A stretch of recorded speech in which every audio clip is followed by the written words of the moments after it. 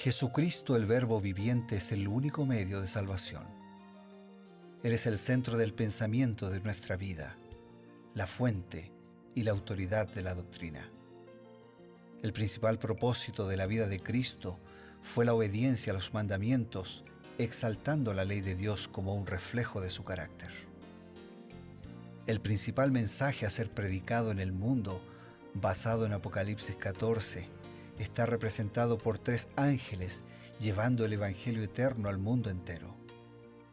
Este mensaje se basa en los encantos inigualables de Cristo y declara que la hora del juicio ha llegado y llama a obedecer los mandamientos de Dios.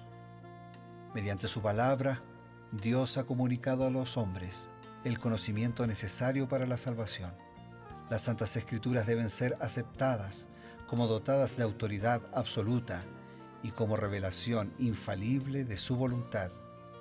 Y aunque el canon de las Escrituras inspiradas está cerrado, el Espíritu Santo continúa iluminando, amonestando y confortando al pueblo de Dios a través del testimonio de Jesús, el Espíritu de profecía.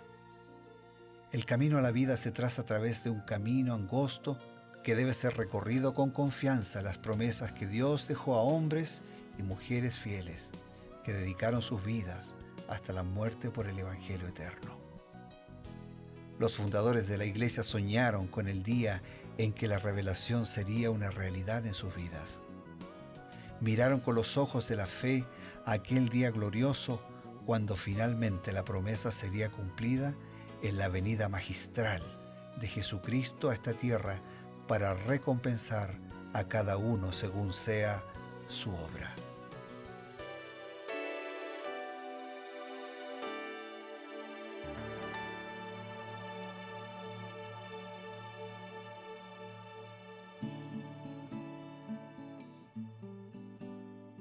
Qué grato, amigos, encontrarnos una vez más aquí en su programa Creed en sus profetas.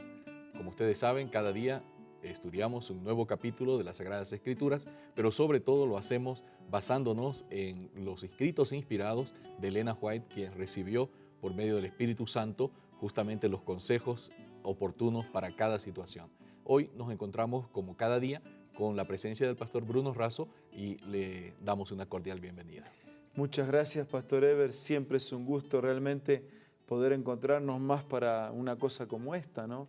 Meditar, reflexionar, aplicar mensajes de Dios para nuestra vida y no solos, sino en compañía de tantos amigos y de tantos hermanos por quienes permanentemente oramos para que Dios bendiga a todos. Amén.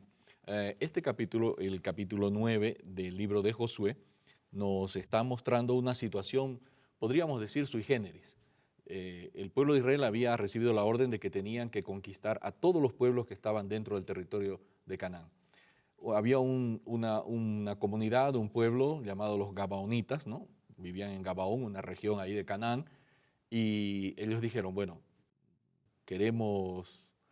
no queremos morir, pero ¿qué hacemos, no? Entonces dice, bueno, vamos a ver. Y inventaron una cosa interesante, ellos una serie de argumentos, como que venían de lejos y como que no eran habitantes de la zona, ¿no? Y entonces los israelitas dijeron, sí, ¿no? Vienen de lejos aparentemente, así que creo que tenemos que perdonarlos. ¿Será que los israelitas tuvieron algún grado de responsabilidad en este engaño? Sería una especie de autoengaño, ¿no? O sea, alguien viene con una excusa y de pronto ellos dicen, de buenas a primeras dicen, sí, no, son de afuera y tenemos que salvarlos. Mira, Elena de White contesta esa pregunta de esta manera en el libro también Patriarcas y Profetas. Dice, esas explicaciones prevalecieron. ¿Sabes por qué? Porque los hebreos no consultaron a Jehová. Josué hizo la paz con ellos, también celebró con ellos una alianza, concediéndoles la vida y los principios de la congregación hicieron un juramento. Los príncipes de la congregación hicieron un juramento. Y así se concertó una alianza. Y 3 días después se descubrió la verdad. Supieron que eran sus vecinos y que habitaban en medio de ellos. Sabiendo que les era imposible resistir a los hebreos, los gabonitas hablaron o habían recurrido a esa estratagema para conservar la vida. ¿Sabes? Si no puedes vencer a tu enemigo, únete. Claro. Entonces ellos con el cuento de que eran de lejos, ¿no?, trataron de hacer una alianza, pero en realidad eran vecinos. Ahora, ¿cómo es que alguien no percibe eso? Y ahí está la respuesta: no consultaron a Dios. Qué importante eso, ¿no? Es importante para las cosas grandes de la vida y también lo es para las cosas pequeñas. Claro. La Biblia dice que ni un cabello nos cae sin que Dios lo note. O sea, Dios se interesa aún en aquello que yo ni me doy cuenta. Porque llega un momento que uno se da cuenta que no tiene el cabello que tenía antes. Claro. Pero cuando hoy cae un cabello por día, algunos ni se notan que se les cayó un cabello. Pero la Biblia está diciendo, Dios se interesa hasta de lo más pequeño, hasta de lo que uno no percibe. Entonces hay gente que solo consultan a Dios en las cosas grandes y no en las pequeñas. Hay otros que no consultan ni las grandes ni las pequeñas. Pero siempre nos va mal cuando nos cortamos solos. Interesante. Siempre nos va mal cuando nos cortamos solos. Eso quiere decir que Israel, que estaba involucrado en una gran empresa, porque era una empresa gigantesca, eran un pueblo relativamente no tan numeroso, ¿no? Poco más de 600,000 hombres que podían empuñar las armas, en total unos 2 millones, ¿no?, que estaban ingresando a un territorio desconocido y tenían que conquistar toda la tierra. Era una empresa grande y ellos deberían haber consultado al Señor y no lo hicieron. ¿Y qué decir cuando, si hubiera sido algo más pequeño? Tal vez ellos podrían haber tomado la decisión rápidamente. Sí, pero por eso digo, quien se acostumbra a consultarle a Dios todo, termina dependiendo de Dios en todo. Y eso es bueno. Y eso es bueno. Y quien se acostumbra de a poquito a ir arreglándose solo, termina desarreglándose solo. Hay otra declaración que yo quería también compartir, ampliando un poquito. Ajá. Les hubiera salido mejor a los gabonitas si hubieran tratado honradamente con Israel. Ahora veámoslo del lado de los otros, ¿no? Recién vimos del lado de Israel que no consultó. Claro. Y del lado de los otros, les hubiera ido mejor si van de frente. O sea, siempre es mejor ir de frente, honestamente. Claro. ¿No es cierto? ¿Para qué engañar?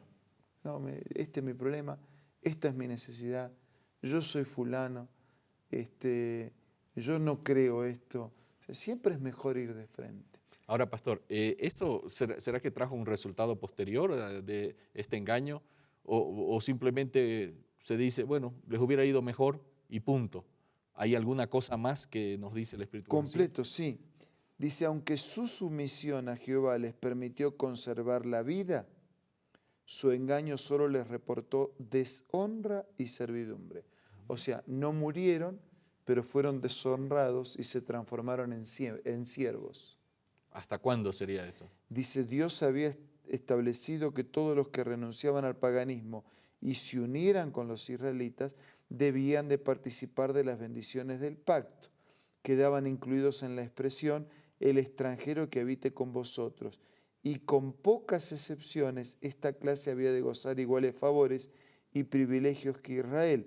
El mandamiento de Dios fue, como a uno de vosotros trataréis al extranjero que habite entre vosotros y lo amarás como a ti mismo. O sea que Dios, que de alguna manera había querido preservar la identidad, no porque Dios quiere bendecir a unos pocos, sino porque trata de manera especial a sus hijos y quiere que todos se transformen en sus hijos. Todos somos criaturas de Dios, todos somos creados por Dios. Nacemos, nos originamos, vivimos, nos mantenemos por el poder de Dios. Claro. Pero no todos somos hijos de Dios. Criaturas de Dios somos todos. Hijos de Dios, el que cree, el que lo acepta, el que confía, el que depende. Entonces, Dios quería a través de su pueblo, de sus hijos, ganar más hijos. Por eso no es que estaba cerrado, el extranjero también podía habitar entre ellos. Claro. Y ser parte del pueblo y de la familia de Dios. O sea que por la puerta de entrada había cabida para ellos, pero ellos no entraron por la puerta. Pero Dios quiere que todos sean sus hijos. Claro. Por eso después Juan, allá mucho tiempo después de esta declaración, dice, miren cuál amor nos ha dado el Padre. ¿Sí? Si hay algo que demuestra así en excelso la plenitud del amor de Dios, es que seamos llamados sus hijos, que lleguemos a ser sus hijos. O sea, para el extranjero también hay un lugar en el pueblo y en la familia de Dios.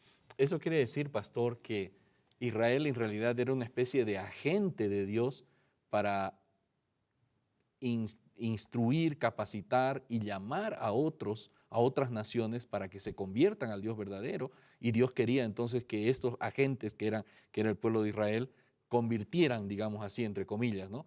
Que proclamaran el mensaje a través de su testimonio y entonces las otras naciones llegaran a formar parte de Israel. Exactamente, así es. O sea, Israel tenía una misión. Incluso el tema es más serio y más contundente todavía. No solo porque por la acción de misionar, Claro. porque si la Biblia dice, Dios no quiere la muerte del que muere, lo que Dios quiere es el arrepentimiento y que viva. No solo por la acción de misionar. Dice la Biblia que Dios, cuando le daba bendiciones a sus hijos, las bendiciones también eran un modo de llamar la atención. Claro. La salud, la ropa que le aguantaba más en el desierto. Dice, y en sus tribus no había enfermo. Las bendiciones tenían un propósito. ¿Qué propósito? Que cuando me dice, ¿y usted por qué la ropa les aguanta más? ¿Y ustedes por qué tienen un sistema de calefacción gratis de noche? ¿Y ustedes por qué no compran, ustedes no se enferman? Era para que el pueblo dijera, no es por nosotros, es por Dios. Claro. Y lo que Dios hace conmigo, lo puede hacer contigo también. Qué bueno, pastor. Realmente esto encierra una gran enseñanza. Ellos tenían que ser luz y entonces las naciones de afuera, viendo esa luz, dirían, a ese Dios queremos servir. Y ellos eran un instrumento, o sea, después tenían que derivar a Dios. Ellos no eran la luz, Claro. eran el reflejo de Dios. Cuando la gente ve, qué linda luz que usted tiene, no, atente, no es mía, es de Dios. Yo no, bendíceme, no, yo no te puedo bendecir, pero yo te llevo al que te bendice. Claro. Qué bien. Con esa interesantísima aplicación que nosotros tenemos, queridos amigos, nosotros tenemos un consejo breve y enseguida retornamos. Hola, hoy tengo otra cita muy linda para compartir. El Dios del cielo luchó consigo mismo entre dejar que el hombre culpable pereciera o entregar a su cariñoso hijo para que muriese por la raza humana. Los ángeles estaban tan interesados en la salvación del hombre que entre ellos se podía haber encontrado a quienes habrían renunciado a su gloria y dado su vida por el hombre que perece. Pero, dijo el ángel, eso no serviría de nada. La transgresión era tan enorme que la vida de un ángel no podía pagar la deuda. Únicamente la muerte e intercesión de su hijo podía pagar la deuda y salvar al hombre perdido de la tristeza y la miseria sin esperanza. Qué linda cita, ¿verdad? Esta tú la puedes encontrar en este libro maravilloso, Primeros Escritos, escritos por Elena G. de White. Puedes descargar esta aplicación ingresando al App Store o al Play Store, buscando Elena G. de White. Nuevamente nos encontramos aquí y queremos pedirle al pastor Bruno que nos dé un breve resumen de lo que hemos hablado y entonces nos despida con una oración. Yo cierro diciendo que uno puede engañar a algunas personas por algún tiempo, pero no puede engañar a Dios por ningún tiempo. Entonces los animo a que no engañemos a nadie y menos a Dios. Porque cuando pretendemos engañar a Dios, al único que engañamos es a nosotros mismos. Así como estamos, así como somos, busquemos a Dios. Ahora vamos a orar. Dios querido, nos presentamos ante ti como estamos, tal vez sucios, tal vez lastimados, tal vez heridos, y que tu presencia llene nuestra vida. Bendice a todos nuestros amigos y hermanos, te lo pido y te lo agradezco en el nombre de Jesús. Amén. Amén. Muchas gracias, amigos, por estar con nosotros. Gracias, Pastor Bruno, y nos encontramos el día de mañana con un nuevo capítulo y una nueva reflexión aquí en Creed en sus profetas. Hasta entonces.